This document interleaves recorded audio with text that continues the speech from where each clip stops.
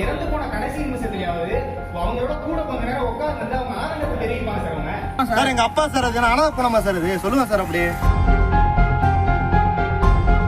அரசு மருத்துவமனை பிணவரையில் வைக்கப்பட்டிருந்த உடலை எலிகள் கடித்து குதறியதாக கூறி உறவினர்கள் முற்றுகை போராட்டத்தில் ஈடுபட்டுள்ள சம்பவம் திருவாரூரில் பெரும் பரபரப்பை ஏற்படுத்தியுள்ளது.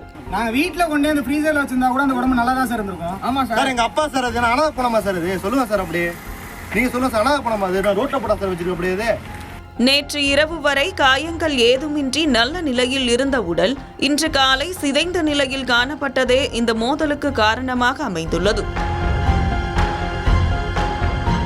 திருவாரூர் நகர் பகுதியைச் சேர்ந்த கோவிந்தராஜ் என்பவர் நேற்று ஒரு சுப நிகழ்ச்சிக்கு சென்றிருந்த நிலையில் அங்கு மது அருந்திவிட்டு படுத்திருந்த போதே உயிரிழந்துள்ளார். இது குறித்து தகவல் அறிந்த அவரது குடும்பத்தினர் உடனடியாக அவரை மீட்டு திருவாரூர் அரசு மருத்துவக் கல்லூரி மருத்துவமனைக்கு கொண்டு சென்றனர். அங்கு அவரை பரிசோதித்த மருத்துவர்கள் அவர் ஏற்கனவே இறந்துவிட்டதாக தெரிவித்தனர்.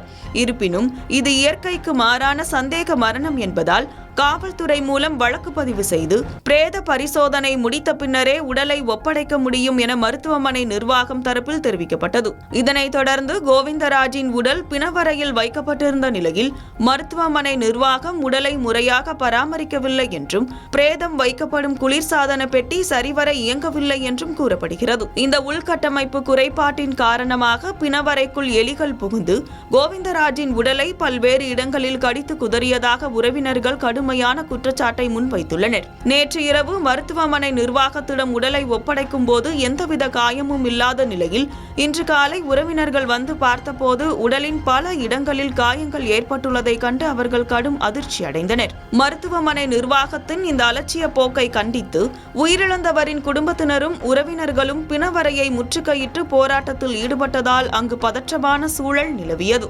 எலி கடிக்கிற அளவுக்கு அப்படி என்ன மோசமான நிலைமை அதுக்கு? கூலர் பாக்ஸ் வரா மூஞ்சி ஃபுல்லா வீங்கி தூக்கி கீழ போட்ட வேகத்துக்கு ரத்தம் ஊத்துது சார். இறந்து போன பாடியில இருந்து கூலிங் இல்ல ஒண்ணும் இல்ல. உடம்புல இருந்து கையில ஃபுல்லா எலி கடிச்சு இதுக்கான நியாயம் மட்டும் தான் இப்போதைக்கு கேக்குறோம். இப்ப நாங்க உங்கள்ட்ட கேக்குறோம்ங்கறதுனால எத்தனை பேர் கேட்காம போயிருப்பாங்க இன்னைக்கு? எவ்வளவு பேர் இதை கேட்காம போயிருப்பாங்க?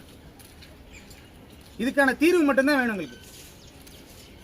இது எவ்வளவு இருக்காங்க, அவ்வளவு ஊருக்காரங்க உறவுக்காரங்க அவ்வளவு பேர் உட்காந்துருக்காங்க அவரை பார்க்க. நாங்க அமைதியா அவரோட கடைசி நேரத்திலேயாவது செத்த நேரம் அவர் மூஞ்ச பார்த்துட்டாவது கொண்டே அடக்கம் பண்ணிட்டு போயிருப்பாங்க. தெளிவா சொல்றோம், இறப்பில் சந்தேகம் இல்லை. எங்களுக்கு சந்தேகமா இருக்கணும். அவர் இறந்துட்டாருங்க, ஏதோ ஒரு பிரச்சனை, நாங்க பெட்டிஷன் கொடுக்கணும். சாதாரணமா அவங்க சொல்லியிருக்கிற பட்டினாலும் சாதாரணமா ஒரு உயிரோட இருக்காரா அப்படின்னு செக் பண்றதுக்கு தான் ஜிஹெச்சுக்கு வராங்க. ரைட்டா? கடைசி நேத்து ராத்திரி அடக்கம் பண்ணிருப்பாங்க, இல்ல காலையில அடக்கம் பண்ணிருப்பாங்க. இல்ல நாங்க ஓபி சீட்டு போட்டோம். சீட்டு போட்டு அதுக்கப்புறம் செக் பண்ணாங்க. ஏதோ ஒரு சீட்டு கூட இறந்து போனாங்க. ஒரு கையெழுத்து போல ஒரு பேரு எதுவுமே கேட்கல.